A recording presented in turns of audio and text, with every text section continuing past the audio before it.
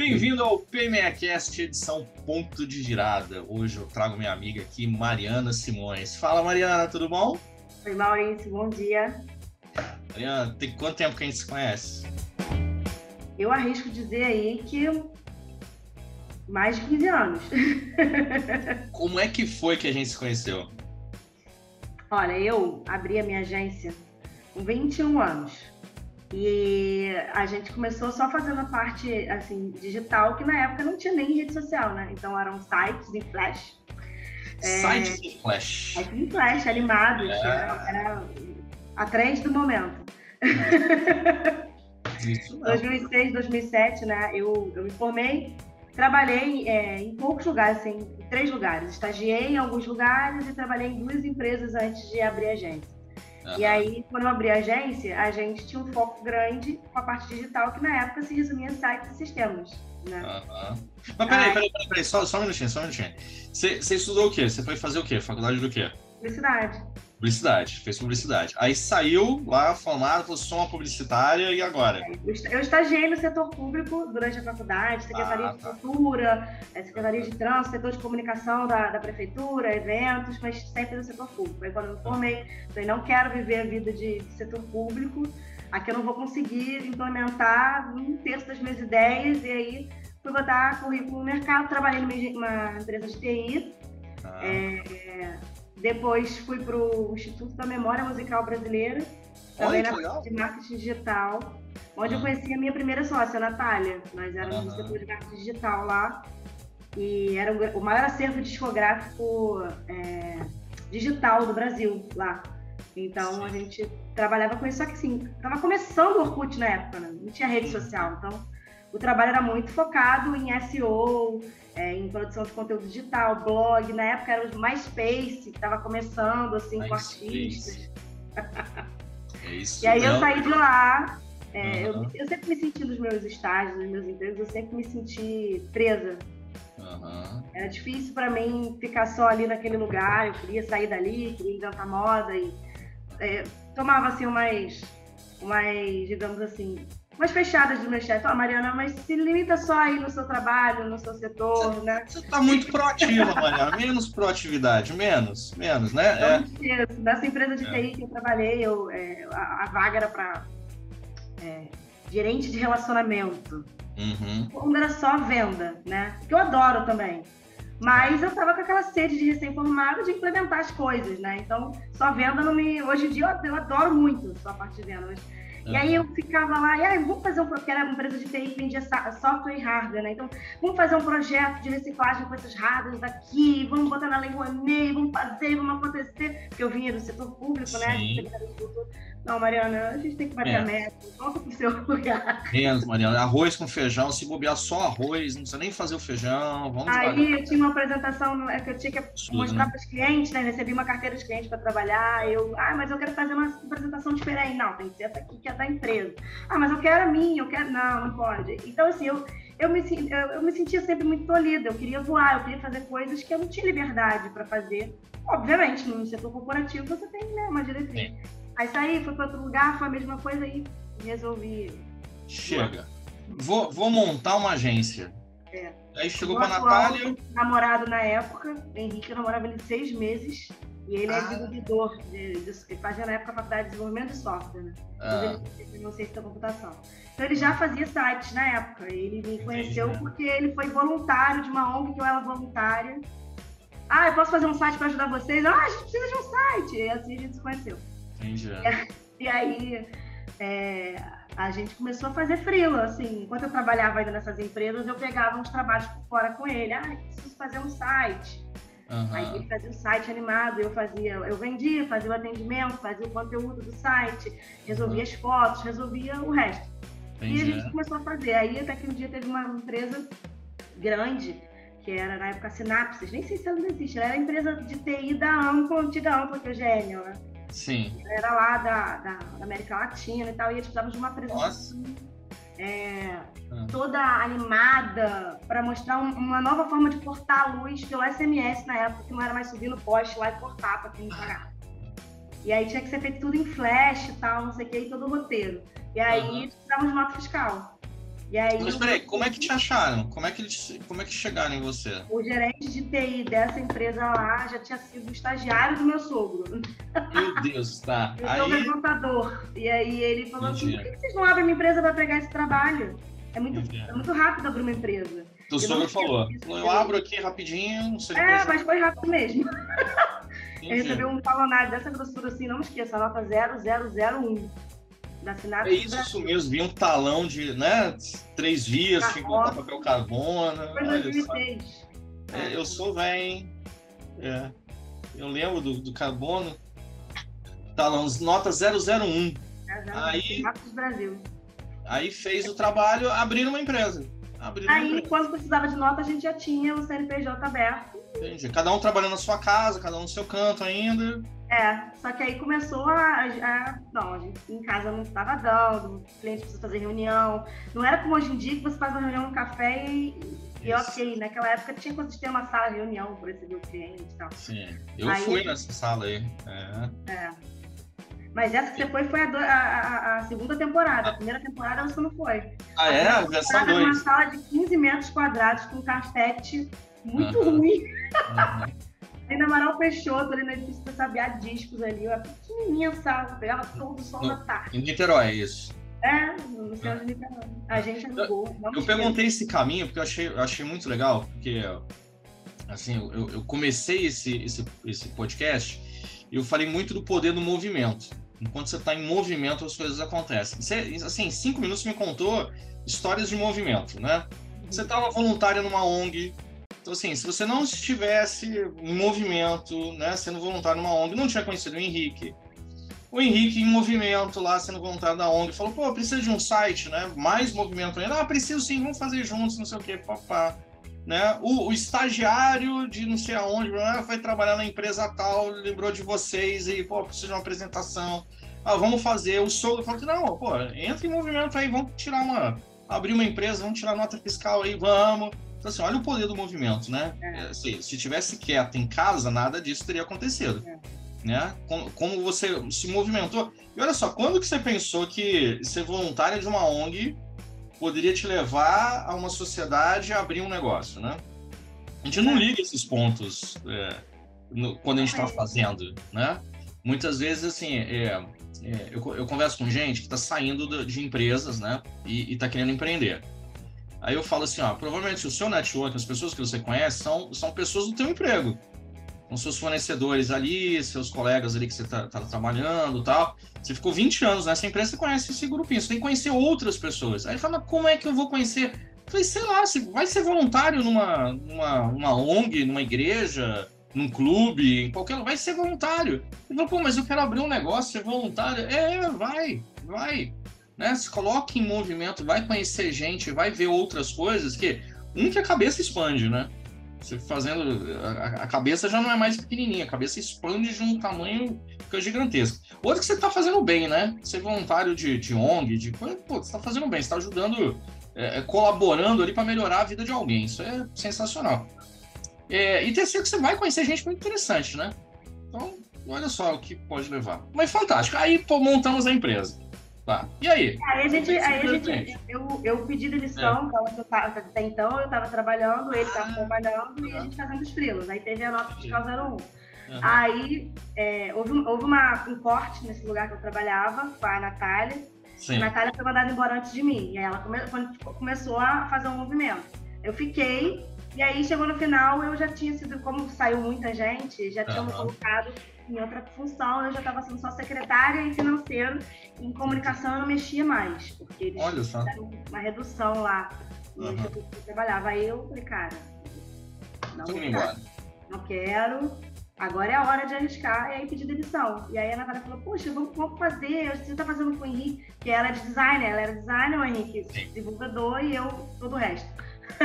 Financeiro, administrativo, vendas, comercial, criativo, tudo. Aí a gente começou. Eu já fazia com o Henrique, né? A gente já tinha até um nome.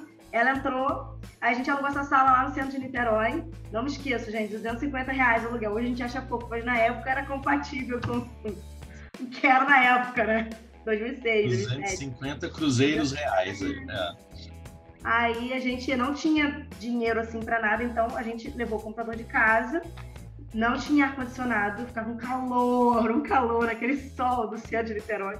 Eu não me esqueço um dia que aí o Henrique não pediu demissão do dele para se tivesse algum problema, a gente tinha como segurar financeiramente, né? Então fui eu e a Natália para lá e o Henrique ficou. O Henrique trabalhava no Engar e a gente no centro de Niterói. Que de carro dá 10 minutos, andando dá meia hora. Entendi. A gente levava, às vezes, assim, pra gente... A gente tinha medo de não ter cliente, não ter como pagar o mínimo, né? Então, levava marmita, ia andando para levar marmita para almoçar. Fazia tudo, não tinha carro na época, né? Então, eu atendia cliente na Barra, ia pra Barra. Sou baixinha, né? Sigo baixinha, mas era baixinha de 22 anos, né? Aí eu ia, pegava barca, pegava van, pegava ônibus até a Barra para apresentar coisa para cliente, voltar. Era a maior relação. Aí teve um dia que meu sogro foi lá visitar a gente, aí ele ficou com pena, a gente bebendo água quente, aquele calor de dezembro, na Amaral Peixoto. Aí um dia chegou lá um frigobar todo envelopado. Eu não aguentei, eu fiquei com muita pena de vocês bebendo água quente nesse verão. Pô, de arrepiar isso, hein? Olha só. Mas a gente nunca ficou sem cliente, nunca deixou de pagar nenhuma conta. Logo o Henrique saiu de onde ele estava e ficamos só na agência. Aí essa salinha aí durou 1 ano e pouco. Depois a gente já foi para que você conheceu. E, assim, esse medo de ficar sem cliente, o que você fez para resolver esse medo de ficar sem cliente? Fiquei correndo atrás de todos os contatos que eu tinha, de tudo, de todos os lugares que eu já tinha trabalhado, bati na porta dos lugares que eu já tinha trabalhado. Eu fiz vários estágiozinhos ao longo da faculdade, assim, né? Então, tipo, eu estagiei num shopping em Niterói, eu nunca me esqueço também, né? Eles não queriam, assim, o cara lá, não... A gente precisa de alguém para resolver o site, é sempre site, né? Para resolver o site do shopping, um shopping de bairro aqui de Niterói. E aí eu me lembro, nunca me esqueci, ele me ofereceu R$150 pelo estágio. Tudo bem, 2004, 2005, mas, né? Olha, não pagava nem o aluguel da sala. É portfólio. Aí eu fui, bati lá no shopping, então eu consegui começar a prestar serviço para onde eu já tinha trabalhado. Com a prefeitura eu consegui muita coisa, fui lá, apresentei projeto, consegui patrocinador, eu nunca parei, né? Cara de pau. Isso é muito legal, porque assim, o que combate o medo é a ação. Né? Quando você tem medo e paralisa, o medo cresce. Agora, se você enfrenta, né, a ação. A gente tem um amigo que foi paraquedista do Exército, né? Aí ele fala isso, assim, tá com medo, vai com medo mesmo, né? Então, agora, quando você fala isso para alguém que está dentro de um avião prestes a saltar, né, é meio complicado, né? Eu não achava que ia dar errado, assim. Eu não achava que ia dar errado. Nem passava pela minha cabeça que ia dar errado. Não, passava assim. Se por acaso precisar, a gente tem que ter uma carta na manga, assim, né? Tipo, como é que vai pagar o aluguel? Eu não queria ter que pedir, né? Eu ainda morava com os meus pais, mas eu já me desde que eu comecei a faculdade, comecei a estagiar, eu me bancava, né? Mas, enfim, não bancava a casa que eu morava, né? Então é claro que isso facilitou um pouco, mas não tinha aquela coisa de qualquer coisa meu pai ajuda, meu pai nem tinha esse perfil de não, deixa que eu seguro, não tinha isso não, tu vai. Inclusive, quando eu falei que ia abrir, minha mãe achou o máximo, meu pai ficou meio assim, poxa, Mariana, mas... pai, mas eu vou. E ele ficou com medo. Mas teu pai fazia o que na época? Meu pai é arquiteto. Ele trabalhava na prefeitura, ele era secretário de urbanismo. Tá. Tinha um emprego público. Na visão dele, talvez era meio complicado, né? Assim, não, na visão dele, tu fica maluquice. É uma distância muito grande, né? Ele tem a segurança, né, do emprego público. Os dois eram, né, funcionários públicos, minha mãe e meu pai. Então, essa mentalidade não era da minha família, não. O Henrique já tinha essa mentalidade. O pai dele tinha empresa e tal. Então, para ele era muito normal. Eu, no início, assim, da faculdade, eu queria fazer carreira em grandes empresas, multinacionais. Meu sonho era trabalhar na Coca-Cola, quando eu entrei na faculdade. Mas quando eu trabalhei numa empresa de médio porte, dessas que eu falei, né, de TI e tal, que eu não... Assim, eu sou uma pessoa bem adaptável. Se tivesse que voltar, eu voltaria. Mas eu me sentia muito enjaulada.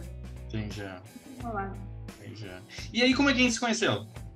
Aí eu comecei a pensar em estratégias para prospectar clientes. E em Niterói, eu já tinha feito algumas parcerias com algumas agências que trabalhavam com a parte offline, né? Com a parte impressa e tal, que não era o nosso foco. E essas agências não sabiam nem por onde começar para fazer um site na época e tal. Então, elas precisavam procurar pessoas especializadas. Então, eu já comecei a ver que dali drenava trabalho fácil. Eu prospectava uma vez e dali saía muito trabalho, né? Que aquela agência fazia uma parceria comigo. E fazia site. Nossa, fulano tem um site naquela época, né? era complicado, era um mistério, assim. Uma dessas agências era a agência até da Júlia, que você conhece, né? Uhum. Então a gente começou ali, aí a gente pegou muito empreendimento imobiliário nascendo em Niterói, então tinha que fazer o hot site do empreendimento, dos corretores, e sempre tinha que ser animado, em flash, com música, na época era isso que bombava. Isso. Não tinha os requisitos do Google ainda firmes, né? Ainda tinha outros buscadores, cara, eu tô falando de uma época bem passada mesmo. Cara, mas se for ver, não faz tanto tempo, isso é 2000 e alguma coisa, né? 2005, 2006, 2007, mas é isso, não sei. O Orkut veio de 2000 para a empresa mesmo para 2008, 2009, 2010 veio o Facebook. Aí mudou a agência. E tem 12 anos, 13 anos. Mas é muita diferença, o core, a forma de trabalhar, completamente diferente. Eram só jobs, né? A gente não tinha... Cliente fixo era aquele cliente que tinha um site grande e pagava uma manutenção para você. Eu não tinha fixo, era sempre muito job, porque eu precisava de volume. Aí eu falei, bom... Como é que você me achou? Como é que você me achou? Então, aí eu pensei, bom, em Niterói eu tenho algumas agências que me drenam... eu faço uma prospecção, converso, fecho uma parceria e pinga trabalho pra caramba. Eu vou pro Rio, né? No Rio tem muita agência. Aí eu fui pra Janela Publicitária, que era um site que fazia um catálogo de agências do Rio, e eles mandavam uma newsletter semanal pra gente, com os acontecimentos do momento, no ramo de publicidade. E aí eu entrei lá e cataloguei as agências, mapeei as agências que poderiam ter um core compatível para parceria, e montei um e-mail e comecei a mandar. Uma dessas agências era do Maurício. Foi um dos primeiros a me responder. Eu falei, nossa, que massa, ele já me respondeu, marcou um café. Né? Chega o e-mail e fala, vamos fazer uma parceria, tal, não sei o quê. Vamos tomar um café? A gente, na época, fazia offline e fazia evento. Não lembro se fazia muito evento, mas... A gente fazia bastante. A gente fazia mais eventos do que até o offline. Mas pintava, porque, por exemplo, para divulgar o evento, estava num site. Então, tinha essas coisas. Tem vários parceiros hoje em dia que são dessa época aí. Então, né, a nossa amizade começou num e-mail. Aí a gente foi, tomou um café, conversou, e aí depois de um tempo, né, eu não me lembro, alguns projetos chegaram a acontecer já, aí não me recordo, mas eu me lembro do e-mail que eu recebi do Clube do Networking. Isso. Aí eu voltei a falar com você, eu achei o máximo aquilo, e aí fui na primeira reunião, aí participei de algumas temporadas, né? Você foi uma das primeiras a entrar no clube. Você pegou o comecinho em 2014. E voei também no clube. Sim, ali. Aí a gente virou parceiro, você ajudou a gente a divulgar o clube pra caramba. Nossa, o clube teve muito cliente. E teve uma participação muito forte sua em ajudar a gente a alavancar o clube. A gratidão eterna aí por vocês, porque foi um momento muito legal, assim. A gente deu uma alavancada muito legal. Que aí entraram as mídias sociais e você começou a gerenciar as nossas mídias. Olha. Isso foi um divisor de águas, porque o mercado mudou. A gente começou a ter muita empresa querendo terceirizar esse gerenciamento. Não era como hoje, que existe um empowerment para o pequeno empreendedor, existe um incentivo do próprio Facebook, das próprias plataformas, do pequeno empreendedor conseguir fazer sozinho. Naquela época, isso era um bicho de 7 cabeças ainda. Então, todo mundo precisava de ajuda. Se conseguisse bater... certificações na época, fiz um monte de curso. E aí comecei a prestar esse serviço e foi assim. Aí a agência dobrou, eu tinha 4 funcionários, pulei para 11, depois para 15. Aí entrou mais um sócio, né? Aí a Natália saiu, entrou o Thiago. Isso. E aí? E hoje? Vamos saltar, assim. Então essa agência existe ainda? Até 2016, até 2017, a gente estava com essa estrutura. De 15 a 18, 2016 a gente estava com 18. Foi o máximo. E a gente já tinha saído do centro, estava em Caraí, uma cobertura, a gente fundiu com uma outra agência que era Softline, a gente juntou, fez um 360. Só que aí veio, assim, um baque, baque político, aí veio aquelas Olimpíadas de 2016, depois veio uma questão de virada política, aí foi uma avalanche com a crise econômica. E aí eu comecei a perceber, primeiro, já existia um movimento do mercado também de empoderamento, né, dos pequenos empresários, porque a minha agência ela pegava pequeno e médio empresário. Deixa eu fazer um parênteses aqui. Deixa eu fazer um parênteses aqui. Você acreditava muito no negócio, não acreditava? Sim. Tanto que você chegou a tatuar a logo da empresa, não tem? Olha lá. Tanto que você, né? Você falava, isso aqui... Para mim não é a empresa, é o que representa a minha vida profissional, né? Sensacional. As bolinhas das ideias. Tá, aí vieram as crises, aí você... E aí o que aconteceu? Eu comecei a perceber que a médio prazo, meu custo fixo estava muito alto. Tinha um volume na época de uns 30 clientes fixos, 35, tinha uma equipe robusta. Mas os clientes começaram a ficar com medo desse processo mercadológico e econômico do Brasil. Sim. De 2017, 18, 19, começou a acontecer mudanças políticas. E aí os clientes começaram a fechar a torneira, então eles começaram a diminuir verba de mídia, diminuir escopo de negócio. Então, um cliente que te pagava para fazer um pacotão, não, vamos para menos. Comecei a diminuir o meu fixo, e aí comecei a projetar e perceber que a médio e longo prazo eu ia estar assim para pagar o mínimo, porque assim, as nossas obrigações, né, eram altas em relação a funcionário, todas as obrigações trabalhistas, o espaço físico que demandava muito gasto também. Você imagina, uma cobertura em Caraí com 18 funcionários, a gente largava o mês já com um custo fixo muito alto. E aí a gente começou a ameaçar um cliente grande, assim, começou a ameaçar. Então eu senti que se eu não fizesse um downsize ali, lá na frente eu ia precisar de empréstimo. A conta ia ser alta, né? Você sabe que isso aconteceu com a gente também? A gente tinha uma estrutura muito mais voltada para o offline do que para o online. E isso aconteceu com a gente também, porque assim, o online, quando entrou, o online começou a ficar muito barato. Pois é. No começo era um preço equivalente, era um valor equivalente, e depois ele começou a ficar muito barato.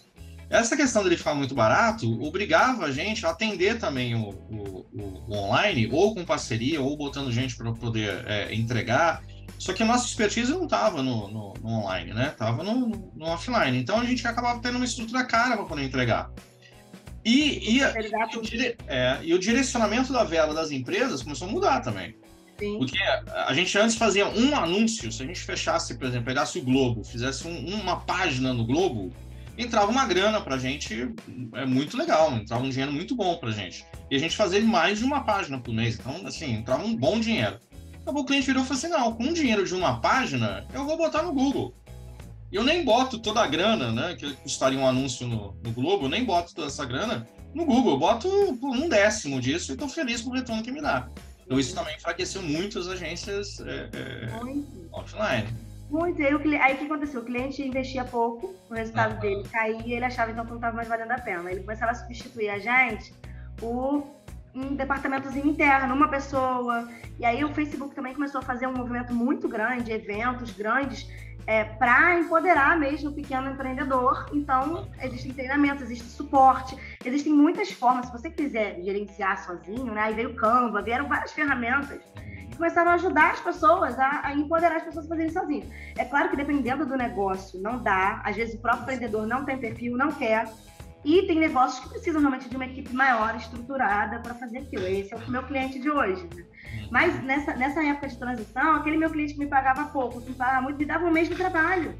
Então não dava, começava a embolar o meio de campo. Então eu tomei uma decisão muito difícil, eu e o Henrique, que foi fazer esse downsize de 2016 para 2017. E a gente demitiu 60% da equipe. Foi uma demissão em massa, mas assim, ou era aquilo, ou lá na frente a gente ia se encalacrar para pagar eles, sabe? Então eu preferia. E tinha gente que estava com você desde o começo, né? Tinha gente que estava há muito tempo. Foi muito difícil. Foi uma decisão muito difícil, foi um momento muito difícil pra gente, porque não é fácil tomar esse tipo de decisão, mas assim, naquele momento eu podia demitir, eu podia pagar tudo que eles tinham direito, e eles iam ter tempo de correr atrás de outra coisa antes que o mercado ficasse pior.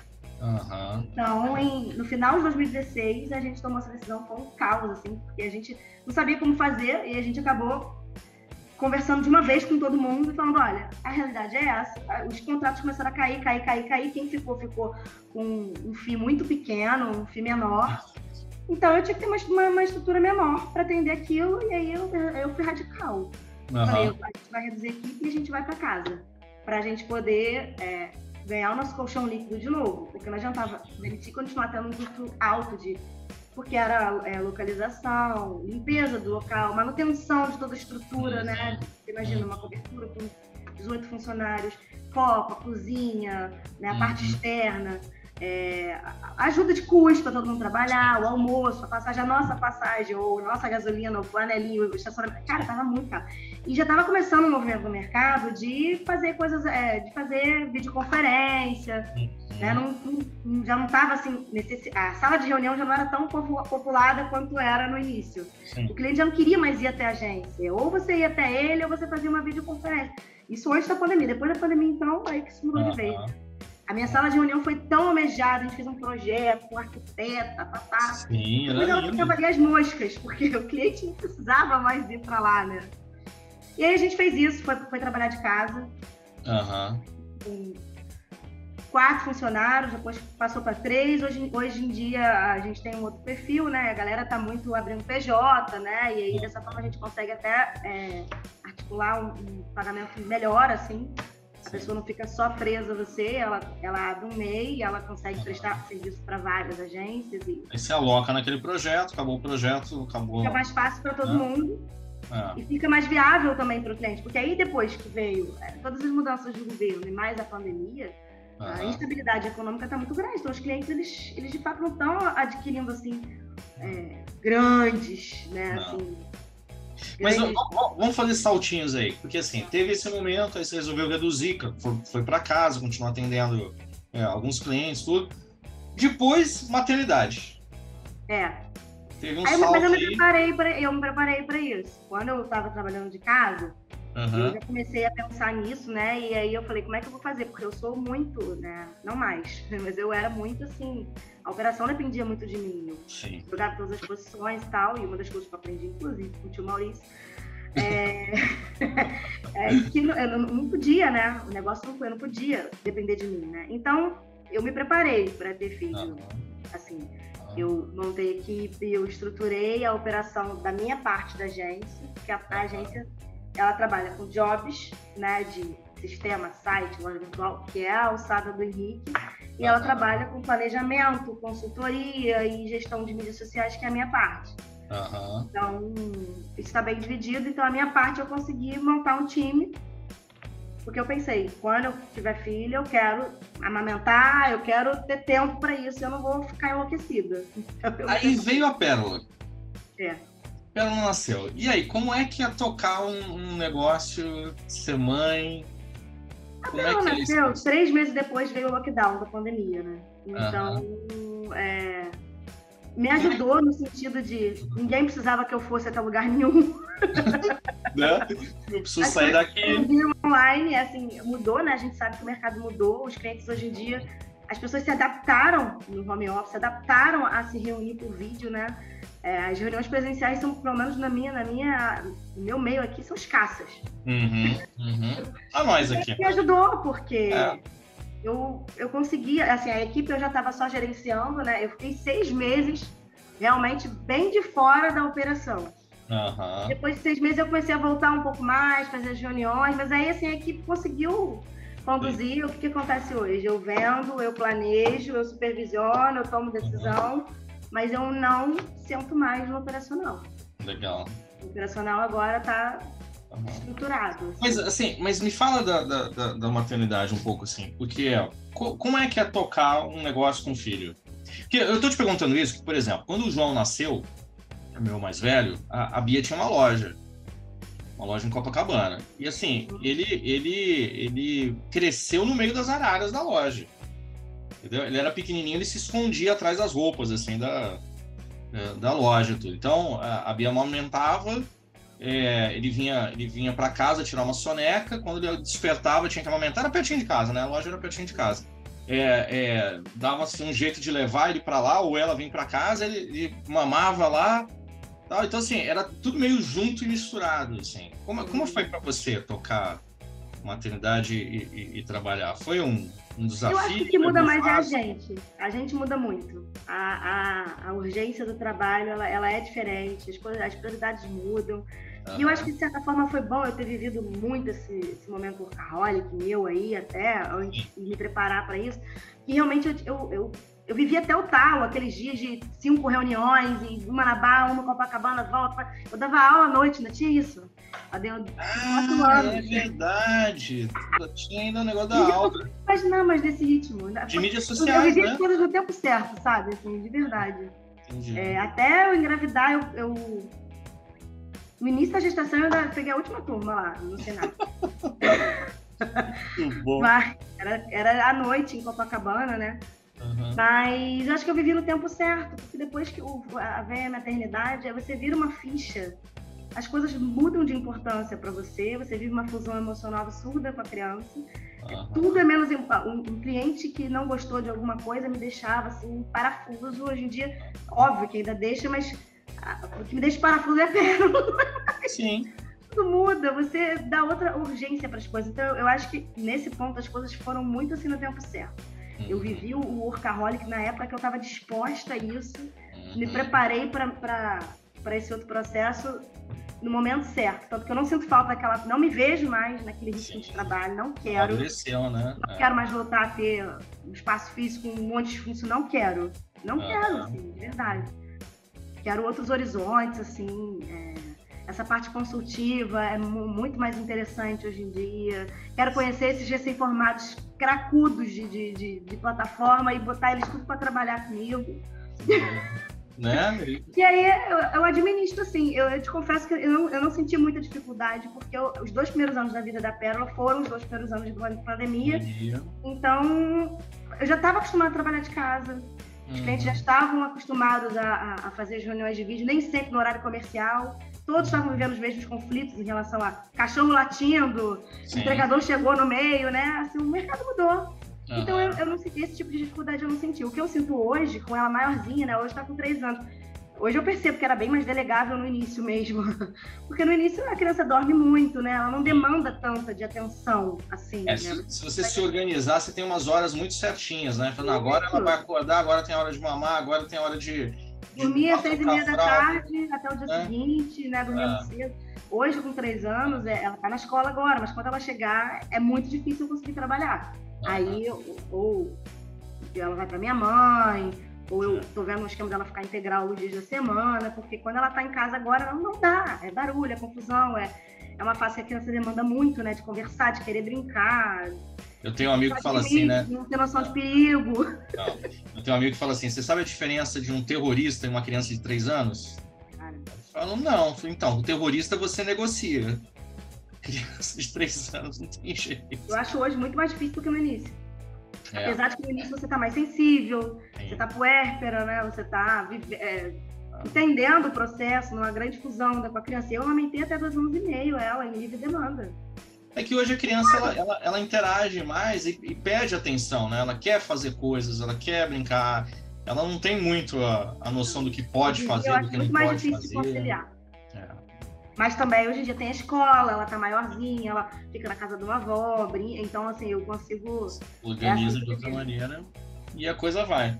Muito bom, muito bom. Você acha que dá para ser feliz empreendendo? Com certeza. Mas eu acho que, assim, tem pessoas que têm perfil e tem pessoas que não. Tem pessoas que sonham com isso e tem pessoas que não. Acho que não é para todo mundo. Porque você vive uma instabilidade, assim, você vive a instabilidade de estar sempre tendo que inventar coisas novas, porque você não tem aquela garantia de que, vai ter, né? As coisas mudam o tempo inteiro, se apertar é você que fica sem. Você tem que gostar dessa vida, gostar de mudar, gostar de inovar, de desafio, ser destemido nesse sentido. Eu vejo que tem pessoas, eu tenho amigas que empreendem e não tem se relacionam mal com essas dificuldades, né? E eu percebo às vezes que não tem perfil, que prefere ficar num outro lugar, que é importante esse outro lugar. Mas eu acho que dá, eu acho que é muito bacana. Uma coisa legal que eu acho que o empreendedorismo traz pra gente, que a gente conhece muita gente legal, que você tem que se relacionar. Tem que se relacionar. Mas é engraçado, né? Assim, parece que é um outro mundo, né? Eu converso com gente que fez essa mudança, aí a pessoa fala assim, cara, abriu um mundo diferente que eu não enxergava. Eu não vi esse mundo, assim, de gente empreendendo, fazendo, acontecendo e bolando e se mexendo. Eu não via. como é interessante, as pessoas se ajudam, né? Tá todo mundo se apoiando, todo mundo querendo que todo mundo cresça junto e tal. Ele falou, pô, eu tava lá no corporativo, a gente falava de concorrência o tempo todo, que o concorrente, não sei o quê. Aqui não, aqui todo mundo se apoia, né? Se precisa de um negócio, você consulta alguém, aquela pessoa te dá uma dica, te indica outro. Pô, eu não imaginava que existia esse mundo, assim, né? É muito... enfim, mas eu acho maneiro a liberdade. Pra mim, a parte mais legal é a liberdade, cara. Você tem liberdade. Ao mesmo tempo que você tem liberdade, você ser o seu chefe, né? Então, você se cobra muito. Eu acho que a gente trabalha mais que o normal. Porque qualquer qualquer dia. Se teve uma ideia, a gente usa, às vezes, o final de semana para visitar. Eu já tive muito cliente hotel, coisa assim, então final de semana mas vai também para conversar, para fazer network, então faz parte, né? Essa coisa de 9 às 6 não existe pra gente, a gente tá sempre disponível, né? Mas não é penoso, não é que... não, eu não tiro... férias. Não sei o que é isso. A gente tirou um finalzinho de semana que a gente viajou, né? Todo mundo junto. O que eu faço é assim, final de semana ok, e entre Natal e Ano Novo... Assim, agora, ficar um mês de férias, um mês fora sem olhar, não existe. Se afastar 100% do negócio. Mas eu acho ok, porque também, quando as coisas estão... a gente também se planeja para enforcar um feriado, para tirar uma manhã de um dia normal, porque as coisas estão engatilhadas e você consegue tirar uma manhã para fazer uma outra coisa. Então, essa liberdade eu acho que é muito legal. Já nem sei como é que é viver sem ela, assim, né? Igual, assim, a gente aqui conversando, gravando isso aqui, de repente, se você tivesse um emprego, não teria esse horário. Não teria. A gente não conseguiria essa hora estar batendo esse papo, teria que pegar um horário todo alternativo ali para conseguir conversar. Né? Por exemplo, as reuniões que a gente fazia do Clube Network eram às terças-feiras, às 9 horas da manhã. E aí tinha gente que chegava para mim e falava assim, pô, mas eu quero entrar, eu quero montar uma empresa, eu quero abrir uma empresa, eu não sei ainda como fazer. Você acha que eu posso entrar pro clube? Não, é um clube de empresários, um clube de empreendedores, mas você pode. Mas que dia que acontece? Foi terça-feira, 9 horas da manhã. Ah, não, terça-feira eu não posso. Tem grupo à noite? Tem grupo no sábado? Não tem, né? Porque assim, é mais fácil, por exemplo, eu vejo hoje por mim, é mais fácil me organizar durante a semana, durante o dia, para fazer uma atividade extra do que eu me organizar no final de semana que meus filhos demandam, por exemplo. Entendeu? Vamos fazer um negócio, vamos fazer uma reunião de trabalho no sábado. É lógico, assim, que dependendo do que for, é lógico que eu vou fazer, é lógico que eu vou tudo, mas eu prefiro não fazer. Prefiro dar atenção aos meninos, a Bia, aos meus filhos e tal, do que uma reunião de trabalho, uma reunião de negócio. Tá, vamos fazer durante a semana, durante o dia. A gente consegue se organizar hoje para fazer isso. Entendeu? Sabe uma coisa legal? Tem até coisa aí que eu acho que você não sabe. Nessa história de empreender com a agência, por ser uma agência de marketing digital, você acaba empreendendo com seus clientes também, né? O cliente você abraça, ele vira seu amigo, você se sente parte dele, né? Quantos clientes eu lancei no mercado, quantas startups a gente participou do processo. Então, a gente tem a oportunidade de experimentar muitos mercados. Então, você vai adquirindo um feeling de estratégia, né? Um feeling para qual você... É difícil você me falar uma área que eu ainda não prestei serviço, assim. Cara, já foi de um tudo. São 17 anos, né? E aí nessa história toda você começa a ficar realmente destemido. Eu já não era muito, né? Destemido com relação a abrir negócio, achar negócio. Então, por exemplo, antes da entrada do Thiago, essa você não sabe, a gente teve um estúdio de fotografia embaixo da Mob. Porque a gente ficou amigo de um a gente atendia uma marca, que tinha 12 lojas franqueadas, marca de roupa. E aí a gente ia naquelas convenções dos franqueados, a gente ficou amigo do pessoal lá. E aí um dos caras era o fotógrafo, fazia os lookbooks lá. E aí eu fiquei, esse menino é bom. Pô, esse menino é bom, mas menino novo, mas assim, imaturo profissionalmente, mas bom de foto. A gente resolveu apostar nele, a gente alugou uma sala embaixo da nossa, abriu um estúdio, botou tudo lá, fez um estúdio mesmo. E dali drenava as fotos que os nossos clientes tinham que fazer para os jobs, faziam tudo ali, e outras demandas. Durou, sei lá, menos de um ano, porque realmente ele ainda não, acho que ele, apesar de ser muito bom, a maturidade dele como empreendedor ainda não estava apurada e a gente era bom tecnicamente, né? Tecnicamente era muito bom saber fazer o trabalho. Mas precisava de uma atenção que a gente não conseguia dar, então a gente bateu os pés pelas mãos nesse sentido, porque a gente tinha que ficar alguém lá tipo, gerenciando problema de agenda, de quem marcou ensaio, de quem não marcou, de estrutura, de direito de imagem. E aí eu falei, cara, eu não vou. Aí eu comecei a sentir que a agência começou a ser penalizada. Sangrava a agência. Demais ali, e ele era realmente aquele perfil que ele tinha que ir ali só para fazer a foto. Ele era artista. Mas vem cá, no meio do caminho. Hoje ele tá aí, ele tem muitas estrelas. Hoje em dia ele tá fazendo.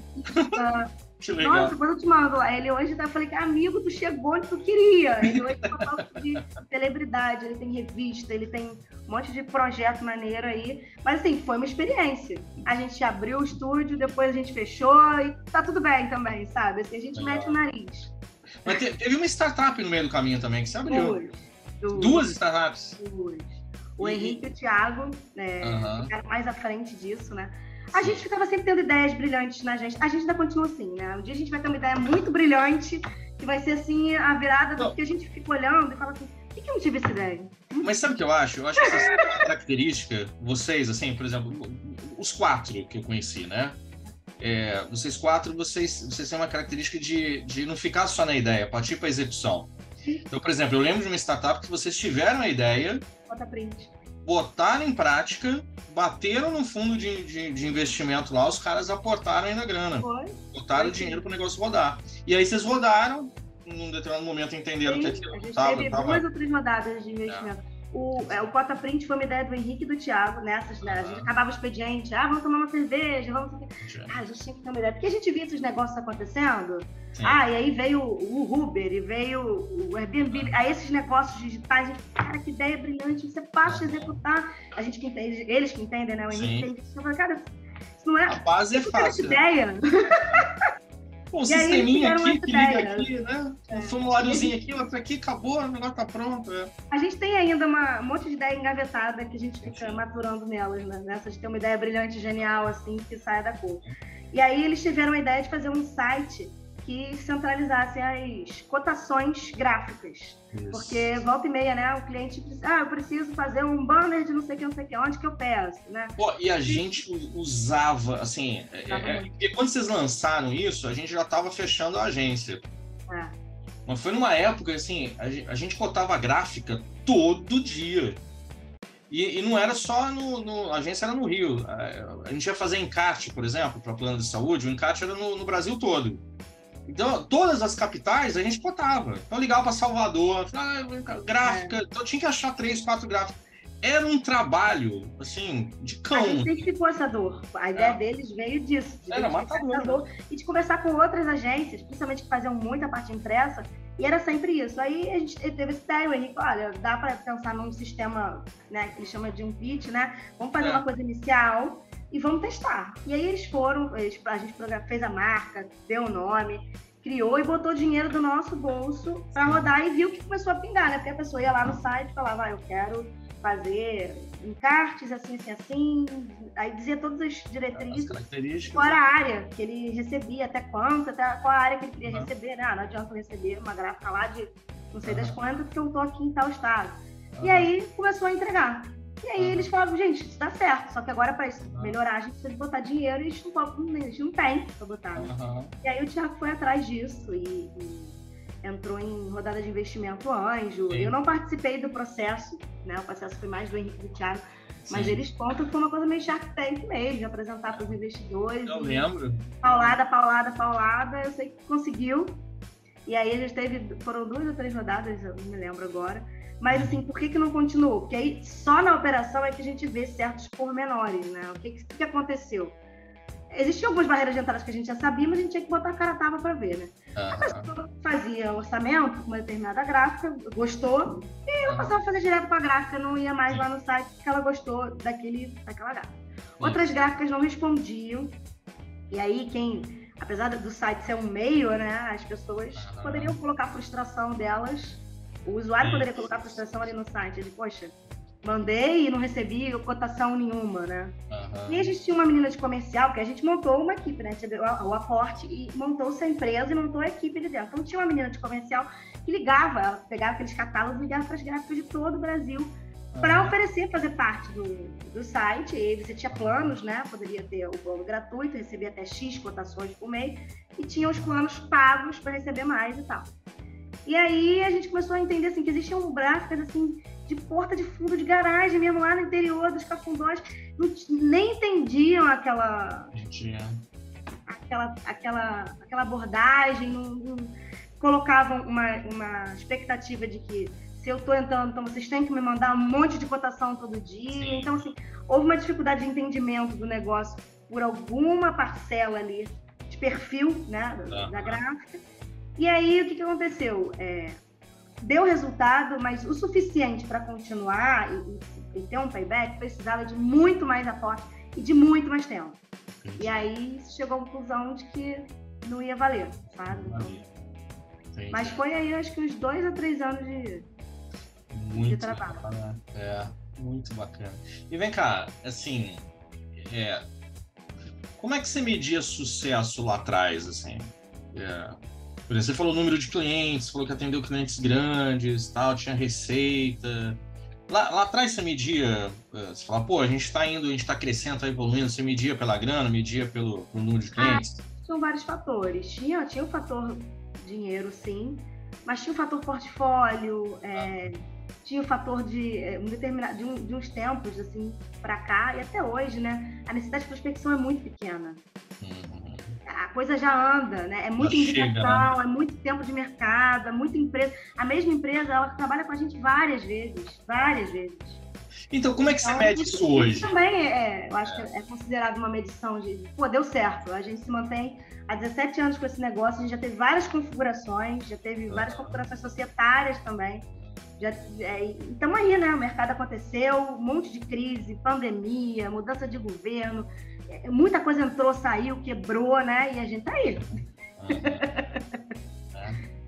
Eu acho que o sucesso é um combo de fatores. Eu não diria que o único fator é financeiro. É claro que se esse não tiver em dia, nada vai fazer sentido. Mas... Eu pergunto isso porque, por exemplo, eu conversei com gente que era muito pautada pelo resultado. Aí eles falavam assim, não, pô, o número de clientes, o número de faturamento, tal, isso para mim é um indicador muito importante, óbvio, importante, né? E eu conversei com outros também que o indicador não era, o indicador era a quantidade de orgulho que a pessoa sentia em ter construído um negócio bacana. Eu acho que tem um pouco de orgulho de ter conseguido um negócio legal. Eu não conseguiria dizer a ordem de... É claro que o fator dinheiro é o que faz a coisa continuar, né? Ninguém dividiu isso hoje em dia. Mas eu não diria que é só isso, não. Porque isso, por exemplo, a gente tem outras possibilidades até de renda que vêm desse processo. Por exemplo, a parte docente. A gente não só em faculdades, em instituições, mas a gente já deu muito workshop, muito aulão, muito projeto assim, pontual em lugares por conta dessa expertise. Então, você tem uma outra fonte de renda, se você quiser, que vem daí, né? Quando me contrataram, eu não tenho mestrado, doutorado, eu não me preparei para a área docente. Mas o pessoal queria professores praticantes, atuantes. Gente que tinha o conhecimento da prática, né? Que adquiriu o conhecimento da prática, né? E aí, eu ainda passei por alguns lugares. A Beba me levou lá para a Uniswan, fiz umas aberturas de MBA lá. A gente fez um trabalho com a Escola de Negócios lá de Teresópolis. Montávamos cursos, né, pontuais e junto com outros facilitadores e fazíamos. E tem empresas que contratam a gente para isso. A gente vai muito fazer workshop em lugares sobre determinadas ferramentas. Então, você abre outras possibilidades, né, de renda, de labor. Muito bom. Se fosse dar uma dica hoje para quem está começando ou para quem está pensando em montar um negócio, que dica seria? Eu acho que é botar a cara mesmo, sabe? Não ter medo. Tomar gosto por esse processo de se relacionar, de arriscar. E sim, eu acho também que é uma utopia você imaginar que você tem uma vida 100% estável, profissional, em qualquer lugar que você trabalha. Não é, as coisas mudam. Mas você acha que você se coloca porque isso é mais amedronta quem vai abrir negócio. Mas aí eu não tenho fixo, né? Mas eu não tenho garantia. Não tem garantia, não tem. Mas vem cá, assim, aqui é engraçado isso, porque muita gente fala assim, não, é muito arriscado empreender. Em algum momento você se sentiu em risco? Nunca. Nem quando eu tive que fazer o downsize. Eu sei, dentro de mim, eu sempre tenho, e tenho até hoje a certeza de que vai dar tudo certo. Porque eu enxergo que a gente tem ferramentas. E se não for de um jeito... Assim, eu sou uma pessoa muito adaptável. Eu acho que isso ajuda muito. Quando você não é adaptável, não é flexível às realidades, é muito difícil. Então, ao mesmo tempo que eu consigo ter uma estrutura grande, eu também me adaptei a trabalhar em casa, eu me adaptei a ter eu me adaptei a ter 18, eu me adaptei com cliente grande, eu me adaptei com cliente pequeno, eu me adaptei a ter uma retirada X, 2X, 3X, 0X, então você tem que ser adaptável, né? E aí, na hora que você é adaptável e percebe que as coisas são momentos e que você tem ferramenta para transformar, usar a criatividade e transformar aquilo, eu não sinto medo mesmo, não sei. Que bacana. Pô, muito legal. Mari, se a gente quiser te acha como? Se alguém quiser bater um papo eu vou mandar para você o site, o nosso Instagram e os meus contatos. Mas fala, porque aí eu já deixo aqui. Tem algum contato específico, tipo um Instagram que eu possa... Sim, Nova Move Digital. Nova Move Digital. Nova e nesse Move processo Digital. aí de mudança, o nome da empresa também mudou. Era Movimentos, agora é Nova Move. Legal. Muito bom. Tá bom. Mari, obrigado por sua presença. Muito bom conversar com você. Seria papo por umas 3 horas, né?